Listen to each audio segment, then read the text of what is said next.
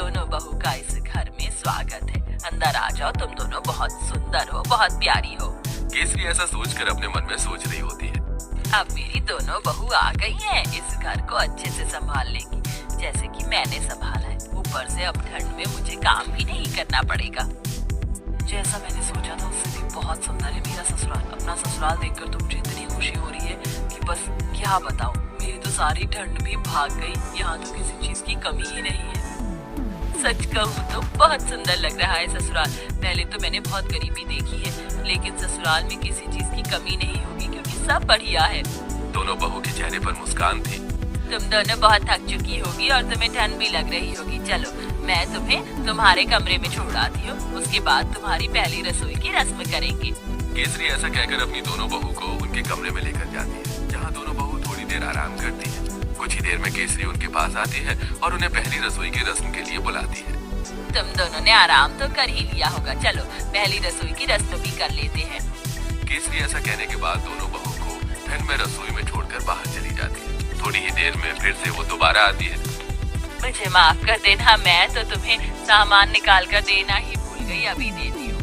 केसरी रसोई में आकर एक कटोरी लेती है और उसमें 6 चम्मच चीनी डालती है, 2 गिलास दूध निकाल कर रख देती है और साथ में 2 कटोरी चावल निकाल के डोंगे में रख देती है। ये रहा सारा सामान। अब तुम अच्छी सी स्वादिष्ट खीर बनाकर सभी के लिए मीठे में लेकर आ जाना। केसरी इतना कहकर रसोई से बाहर चली जाती है और दोनों बहू एक दूसरे की तरफ देख रही होती है। लगता है माँ जी हमें कुछ ज्यादा ही भली समझ रही हैं। मुझे तो लगता है कि उन्हें ये लग रहा होगा कि हमें खाना बनाना ही नहीं आता। चलो कोई बात नहीं, हम अपने हिसाब से बना लेते हैं। ज्यादा बनाएंगे ताकि रात को खाने को मिल जाए। खाने के बाद कुछ मीठा अच्छा लगता है। इस तरह आराध्या और राधिका दूध, चीनी, चावल निकाल कर ज्यादा सी खीर बना लेती है, जिसके बाद वो खीर परोसकर घर में सभी को देती है। बहुत अच्छी खीर बनाई है। वैसे ठंड में खीर अच्छी लगती है, लेकिन चलो खाना तो अच्छा बनाना आता है तुम्हें। कितनी अच्छी बात है, मेरी बहू तो बिल्कुल मेरे जैसी आई है, थोड़े सामान में ही अच्छा खाना बनाना।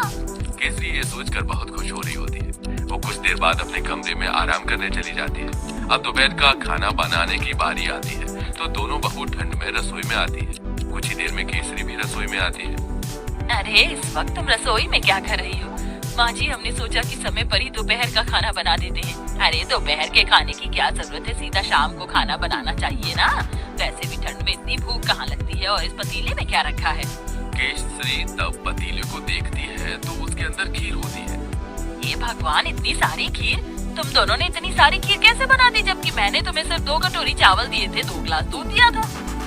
अरे माँ जी, हमने ज्यादा इसलिए बना ली थी ताकि हम रात तक आराम से खीर खाते रहें। हे भगवान, तुम्हारा पेट है कि कुआं? आज के बाद ऐसा बिल्कुल नहीं होना चाहिए। जितना मैं सामान दूंगी उतना ही बनेगा। ठंड में इतना खाना कोई नहीं खाता। लेकिन माँ जी, लेकिन कुछ नहीं। घर को चलाना है या घर की बर्बादी करनी है? आज से ही अपने कान में आटा लगा लो, मेरी ये गलती नहीं होनी चाहिए। राम राम राम, इतनी सारी खीर देखकर कहीं आज मुझे हार्ट अटैक ही ना आ जाए। ऐसा बोलते बोलते केसरी अपने कमरे में चली जाती है और दोनों बहू ठंड में कांपते हुए एक दूसरे को देखती रह जाती है। फिर आती है रात को खाना बनाने की बारी। तो रात को जब खाना बनाने दोनों बहू ठंड से कांपते हुए रसोई में जाती है, उनसे पहले वहाँ केसरी मौजूद होती है। उसने पहले ही सब कुछ गिनती करके निकाला होता है। देखो बहू, ये 1 बैंगन है, 4 आलू हैं, साथ में मैंने आटा निकाल कर रख दिया है। इस आटे में से केवल 10 रोटी बननी चाहिए। 2 मेरी, 4 तुम दोनों की और 4 दोनों मेरे बेटों की। ऐसा कहकर केसरी रसोई में चली जाती है। इस तरह दोनों ही बहू कंजूस सास से बहुत ज्यादा परेशान हो जाती हैं। रोटी बनाते बनाते आखिरी में 10 रोटी के बाद एक लोई रह जाती है। दोनों बहू वो भी बना देती हैं। तो इस बात पर भी केसरी उन्हें खूब सारी बातें सुना रही होती है।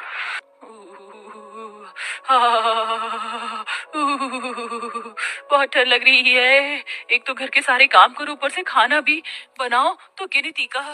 मेरा तो पेट भी नहीं भरता। पता नहीं कंजूस सास हमें कुछ खाने क्यों नहीं देती। सही बोल रही हो, ऊपर से रसोई में काम करते हुए ठंड लगती है। हमारी सास हमें एक हीटर भी नहीं ला कर दे सकती। वैसे मुझे बहुत जोरों से भूख लगी है। 2 रोटी में मेरा क्या होगा? एक आखिरी में 10 रोटी के बाद एक लोई रह जाती है। दोनों बहू वो भी बना देती हैं। तो इस बात पर भी केसरी उन्हें खूब सारी बातें सुना रही होती है।